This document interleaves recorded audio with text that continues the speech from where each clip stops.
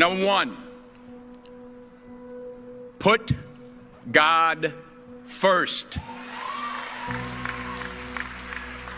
Put God first in everything you do.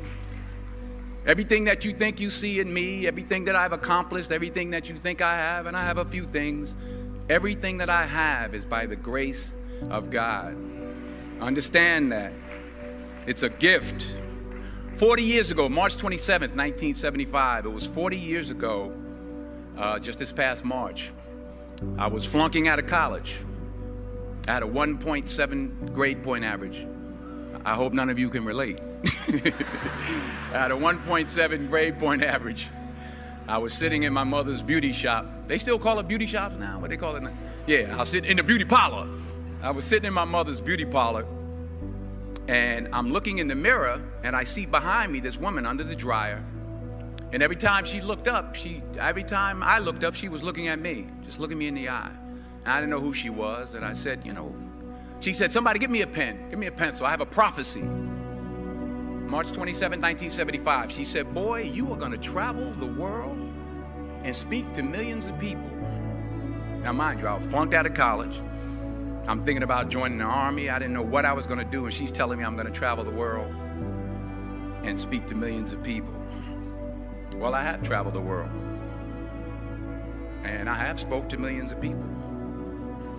But that's not the most important thing, the success that I had. The most important thing is that what she taught me and what she told me that day has stayed with me since. I've been protected. I've been directed. I've been corrected. I've kept God in my life, and it's kept me humble. I didn't always stick with him, but he always stuck with me. So stick with him in everything you do. If you think you want to do what you think I've done, then do what I've done and stick with God. Number two, fail big. That's right. Fail big. Today is the beginning of the rest of your life, and it can be very frightening. It's a new world out there. It's a mean world out there, and you only live once. So do what you feel passionate about. Take chances professionally. Don't be afraid to fail. There's an old IQ test, was 9 dots, and you had to draw 5 lines with a pencil within these 9 dots without lifting the pencil. The only way to do it was to go outside the box. So don't be afraid to go outside the box. Don't be afraid to think outside the box. Don't be afraid to fail big, to dream big. But remember, dreams without goals are just dreams, and they ultimately fuel disappointment. So have dreams, but have goals. Life goals, yearly goals, monthly goals, daily goals. I try to give myself a goal every day. Sometimes it's just to not curse somebody out. Simple goals, but have goals. And understand that to achieve these goals, you must apply discipline and consistency. In order to achieve your goals, you must apply discipline, which you have already done, and consistency every day, not just on Tuesday and miss a few days. You have to work at it every day. You have to plan every day. You've heard the saying, we don't plan to fail, we fail to plan. Hard work works. Working really hard is what successful people do. And in this text, tweet, twerk world that you've grown up in, remember, just because you're doing a lot more doesn't mean you're getting a lot more done. Remember that. Just because you're doing a lot more doesn't mean you're getting a lot more done. Don't confuse movement with progress. My mother told me, she said, yeah, because you can run in place all the time and never get anywhere. So continue to strive, continue to have goals, continue to progress. Number 3, you'll never see a U-Haul behind a hearse. I'll say it again. You'll never see a U-Haul behind a hearse. I don't care how much money you make, you can't take it with you. The Egyptians tried it. They got robbed. That's all they got. You can't take it with you. And it's not how much you have. It's what you do with what you have. We all have different talents. Some of you will be doctors, some lawyers, some scientists, some educators, some nurses, some teachers. Yeah, okay. Some preachers. The most selfish thing you can do in this world is help someone else. Why is it selfish? Because the gratification, the goodness that comes to you, the good feeling that I get from helping others, nothing's better than that. Well, one or two things, but nothing's better than that. Not jewelry, not big house I have, not the cars, but it's the joy. That's where the joy is, in helping others. That's where the success is, in helping others. Finally, I pray that you put your slippers way under the bed tonight, so that when you wake up in the morning, you have to get on your knees to reach them. And while you're down there, say thank you for grace. Thank you for mercy. Thank you for understanding. Thank you for wisdom. Thank you for parents. Thank you for love. Thank you for kindness. Thank you for humility. Thank you for peace. Thank you for prosperity. Say thank you in advance for what's already yours. It's how I live my life. That's why I am, one of the reasons why I am today. Say thank you in advance for what is already yours. True desire in the heart for anything good is God's proof to you, sent beforehand to indicate that it's yours already. I'll say it again. True desire in the heart, that itch that you have, whatever it is you want to do, that thing that you want to do to help others and to grow and to make money, that desire, that itch, that's God's proof to you, sent beforehand already to indicate that it's yours. And anything you want good, you can have. So claim it. Work hard to get it. When you get it, reach back. Pull someone else up. Each one, teach one. Don't just aspire to make a living. Aspire to make a difference. Every failed experiment is one step closer to success. You've got to take risks, and I'm sure you've probably heard that before, but I want to talk to you about why that's so important. I got 3 reasons, and then you can pick up your iPhones. First, you will fail at some point in your life. Accept it. You will lose. You will embarrass yourself. You will suck at something. There's no doubt about it. And I know that's probably not a traditional message for a graduation ceremony, but hey, I'm telling you, embrace it, because it's inevitable. And I should know. In the acting business, you fail all the time. Early on in my career, I auditioned for a part in a Broadway musical. Perfect role for me, I thought, except for the fact that I can't sing. So I'm in the wings, I'm about to go on stage, but the guy in front of me, he's singing like Pavarotti. He's just, and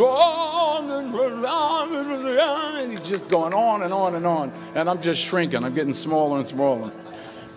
So they say, oh, thank you very much, and you'll be hearing from us.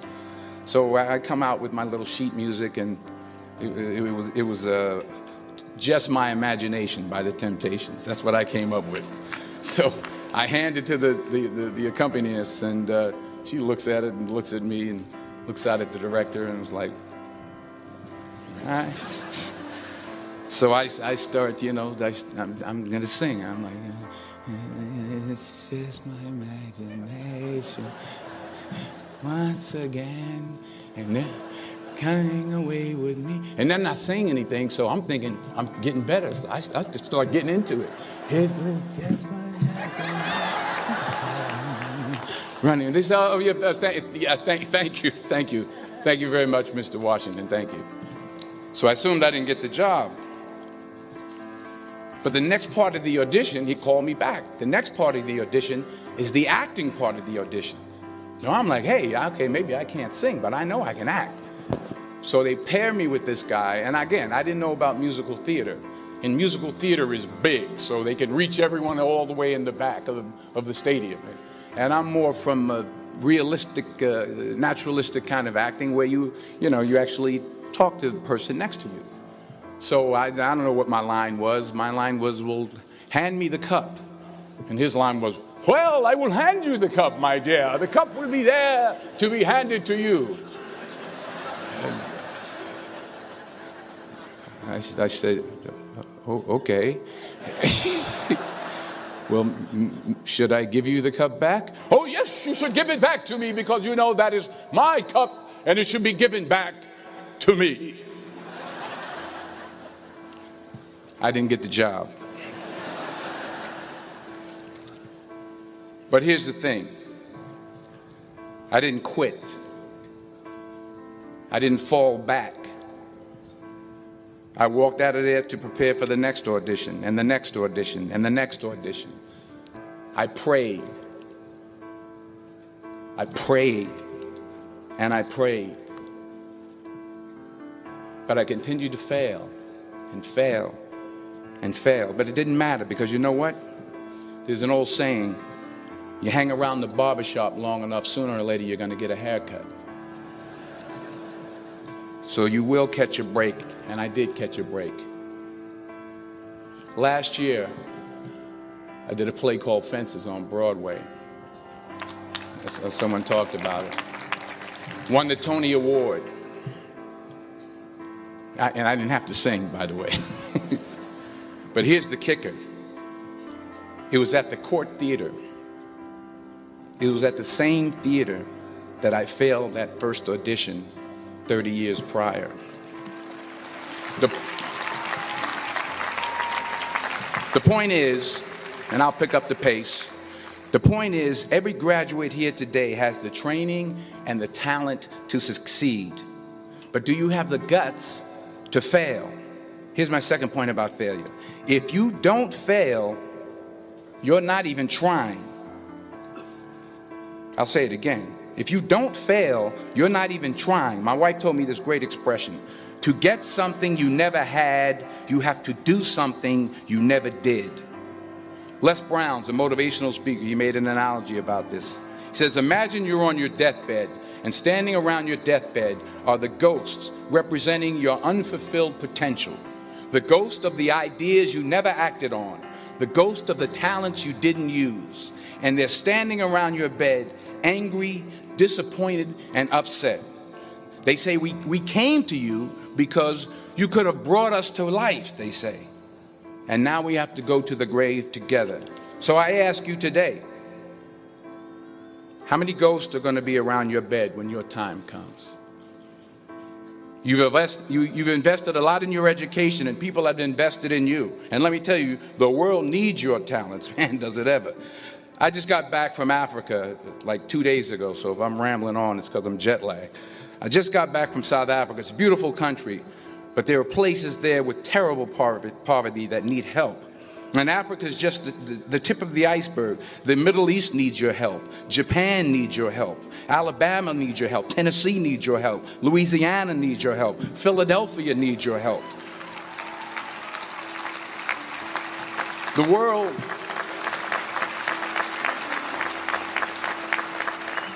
world needs a lot, and we need it from you. We really do. We need it from you young people. I mean, I'm not speaking for the rest of us up here, but I know I'm getting a little grayer. We need it from you, the young people, because remember this. So you got to get out there. You got to give it everything you got, whether it's your time, your talent, your prayers, or your treasures. Because remember this, you will never see a U-Haul behind a hearse.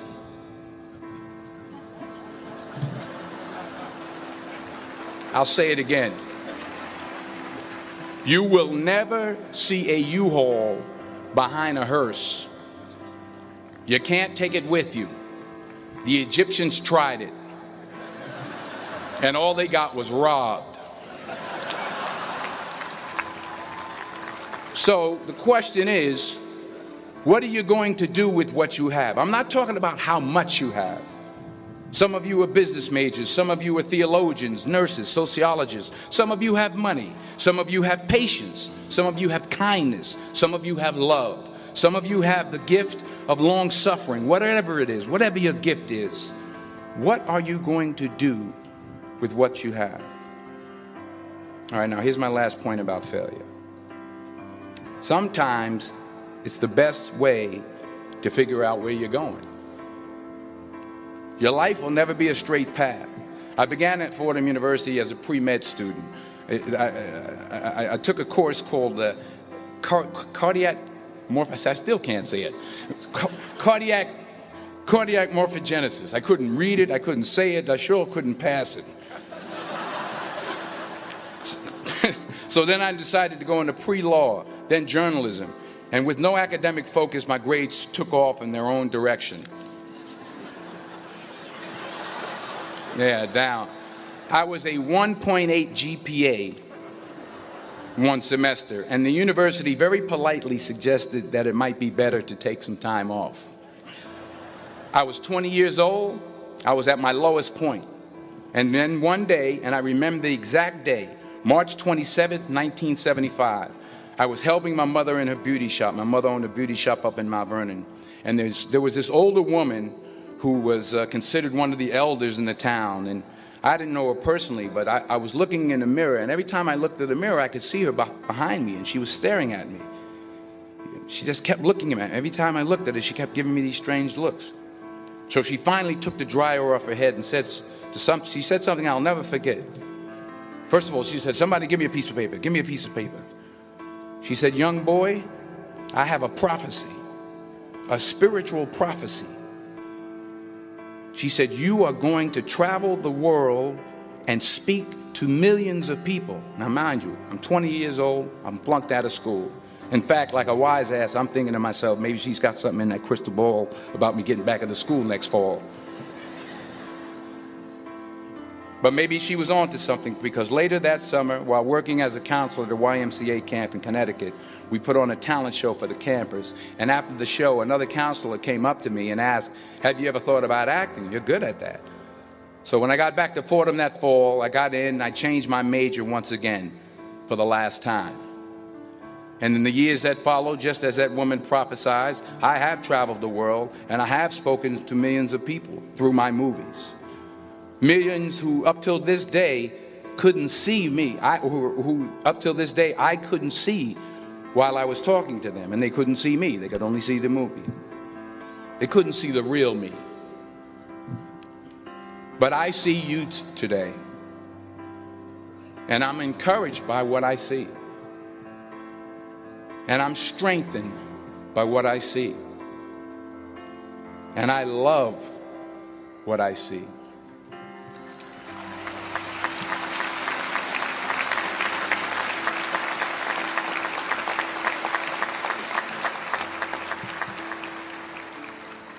One more page, and I'll shut up. Let me conclude with this one final point, and actually the president kind of brought it up. It has to do with the movie Philadelphia. She stole my material. Many years ago, I did this movie called Philadelphia. We filmed some of the scenes right here on campus. Philadelphia came out in 1993. Most of you were probably still in diapers.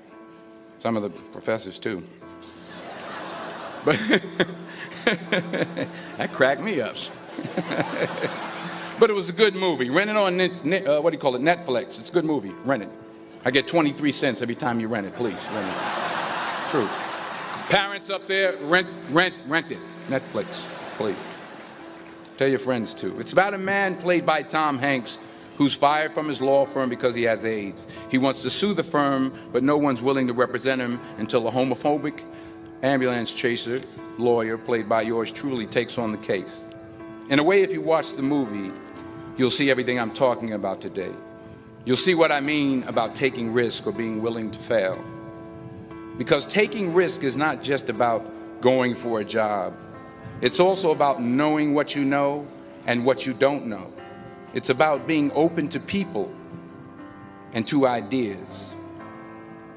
In the course of the film, the character I play begins to take small steps, small risks. He very, very, very slowly begins to overcome his fears. And I feel ultimately his heart becomes flooded with love. And I can't think of a better message as we send you off today. To not only take risks, but to be open to life, to accept new views, and to be open to new opinions, to be willing to speak at a commencement at one of the best universities in the country, even though you're scared stiff. While it may be frightening, it will also be rewarding. Because the chances you take, the people you meet, the people you love, the faith that you have, that's what's going to define you. So members of the class of 2011, this is your mission. When you leave the friendly confines of Philly, never be discouraged, never hold back, give everything you got. And when you fall throughout life, and remember this, fall forward.